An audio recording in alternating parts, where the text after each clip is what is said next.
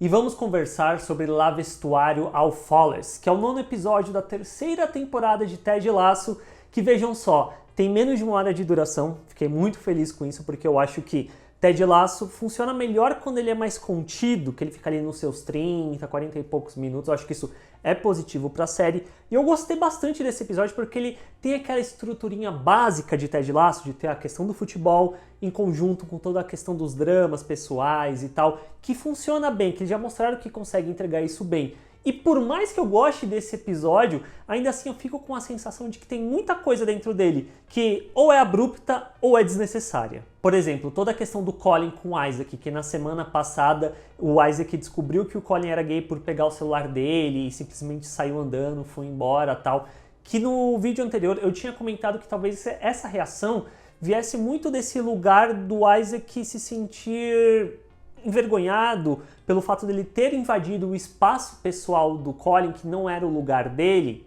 E aí a gente vem para esse episódio e parece que cria-se um drama meio desnecessário em torno disso tudo. O Isaac passa a ignorar toda e qualquer interação que o Colin tenta ali puxar com ele, ao ponto de tirar a mão ali quando eles vão fazer o grito do time, do Isaac tirar a mão dele que estava em contato com a do Colin. Ou seja, basicamente estão fazendo com que o personagem tenha atitudes que são homofóbicas,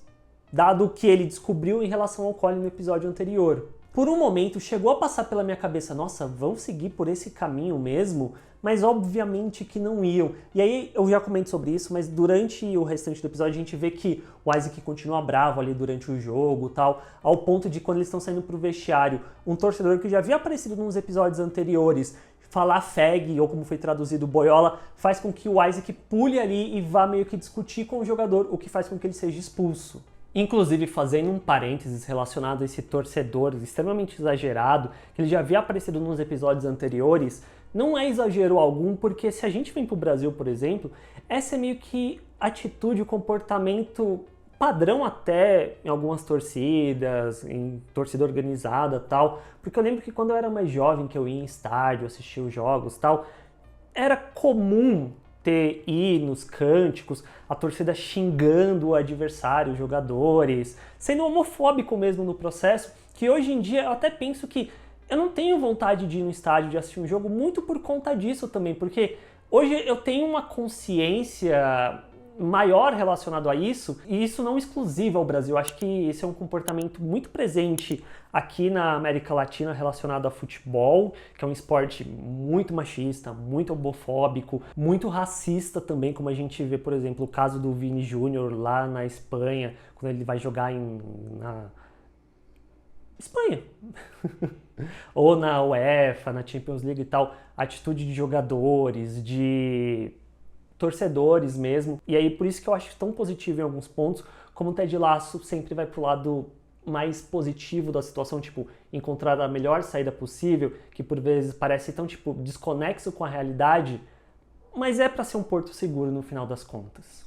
E aí o que vem no vestiário pra mim é aquela sequência de ouro que o Ted Lasso sabia construir muito bem no passado, que aí tem toda o Isaac explodindo, quando ele fala, ah, não, isso ele sempre fala, não sei o quê, e ele fala, ah, e se um de nós for gay, será que isso deve ser ok, a gente simplesmente aceitar, tal, o que por consequência faz com que o time fique ali, peraí, o Isaac é gay, e aí o Colin se abre pro time, e aí vem aquela analogia toda estranha, toda torta do Ted, para fazer-se o ponto de que, não, o time tem que se importar sim, que o Colin tem que se sentir acolhido pelo time, que o que o Colin passa é importante para o time. E mais, eu acho que essa cena dentro do vestiário funciona tão bem porque é Ted Lasso. Eu acho que ela é essa série que permite-se ser extra real nesse sentido para mostrar o que seria um mundo ideal, o que seria o mínimo esperado de um mundo, das pessoas, de empatia, de você poder ser quem você é e os outros te acolherem por isso. Mas como eu já falei em episódios anteriores dessa temporada, o futebol é um esporte extremamente machista e homofóbico até mesmo no processo, então fica meio confuso nesse sentido, porque eles colocam umas coisas que são reais, mas ao mesmo tempo eles não as desenvolvem totalmente, mas eles querem chegar no resultado idílico, esse resultado perfeito no mundo de Ted Lasso, e aí parece que as duas coisas estão ali, mas parece que algo no meio delas não faz o encaixe ser muito bom. Por mais que eu admire demais a série sempre encontrar a saída mais positiva possível para qualquer situação. É uma sequência bonita dentro de Ted Lasso, eu me emocionei, só que eu não consigo não pensar no sentido de que eles poderiam chegar no mesmo resultado sem necessariamente fazer todo esse drama desnecessário relacionado ao Isaac, porque minimamente deixa de ser sobre o Colin e passa a ser sobre o Isaac também, o que pra mim não faz muito sentido, porque o Isaac, de uma forma geral, ele sempre foi um personagem muito coadjuvante, e aí vem até a questão que eu falei no episódio passado, de que eu sinto que ele é um personagem muito empático e tal, e aí parece que o episódio também vira sobre o fato do Colin ter mentido pra ele, como o Isaac não reagiu bem a isso, do que sobre o Isaac, dentro da sua empatia, acolher o Colin. E assim, dada todas as devidas proporções, eu entendo um pouco de onde vem a frustração do Isaac, de você achar que você criou esse ambiente que é acolhedor, que a pessoa pode se sentir segura para falar com você e tal. Isso não acontecer. Mas isso é a vida. Não tem muito o que fazer em relação a isso. Ainda mais porque o que é relacionado ao Colin é algo tão pessoal dele, e dado o contexto onde ele se encontra, que a atitude do Isaac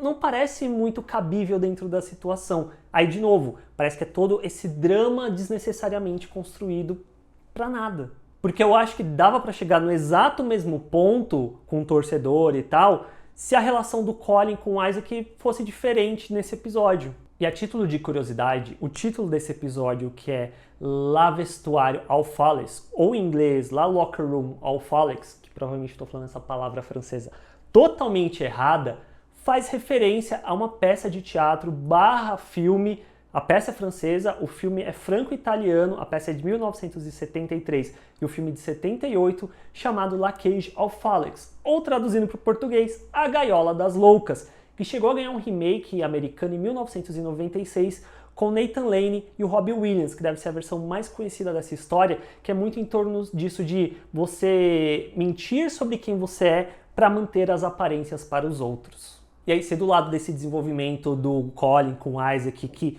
por mais que chegue num ponto que eu goste, é meio desnecessário um drama colocado ali, a gente tem o lado do episódio que é abrupto, tanto relacionado a Keely com a Jack, que a Jack não me responde mais, então acho que acabou mesmo o relacionamento, né? Pra que colocaram a Jack a começo de conversa se, olha aí, uma coisa que é colocada, não é muito desenvolvida, é deixada de lado. E aí, relacionado ao que eu acho abrupto, além da questão da Keely, é relacionado ao Roy. Porque no começo a gente vê que o Ted não pode fazer a coletiva, a Keely sugere o Roy, a Rebecca fala, Roy, você vai fazer, e o Roy não faz. Aí a Rebecca fica pistolaça com isso e vai dar uma bronca nele, vai dar uma chamada de atenção sobre o que ele quer fazer da vida e tal. Só que assim, de onde veio isso? Por que isso não foi colocado ao longo da temporada relacionado ao Roy pra gente chegar nesse ponto de que a Rebecca tá de saco cheio e chama a atenção dele? Porque eu acho que talvez isso venha muito também do lugar ali de quando ele terminou com a Keely e tal. Só que a gente teve muito pouco, gente. Não parece que foi algo orgânico. Parece que a série precisou, é verdade, a gente tem que botar isso aqui relacionado ao Roy, tá que isso aqui acontecendo,